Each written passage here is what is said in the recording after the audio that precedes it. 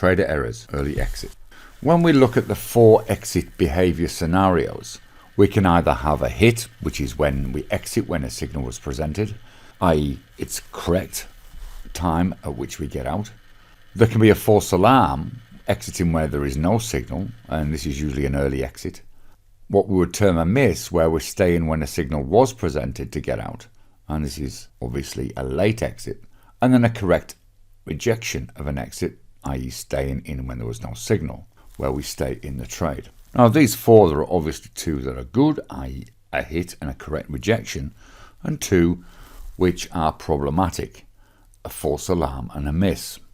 We're going to look at the former in this particular session. So if we look at the false exit alarm, it's most commonly when we're in profit and usually involves closing a trade only to see it moving higher. Now we need to differentiate this between having a profit target, for example above a support level if trading short, or vice versa if trading long, but rather exit from a trade where there is no signal present. Situations where this may occur can include when there's been a series of losses, and from a trader psychology point of view, it's driven by a fear of losing profit.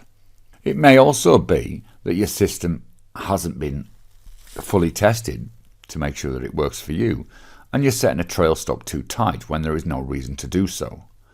Once again, this is often driven by a fear of giving too much back to the market.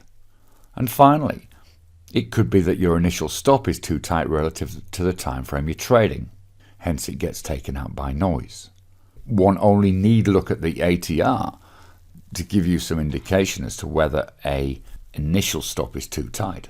If it's less than 1 ATR, it's way too tight to allow markets to breathe and move.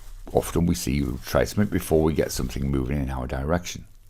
So if you feel that you're exiting trades early, these are the first things to have a look at once you've identified that this may be a problem for you.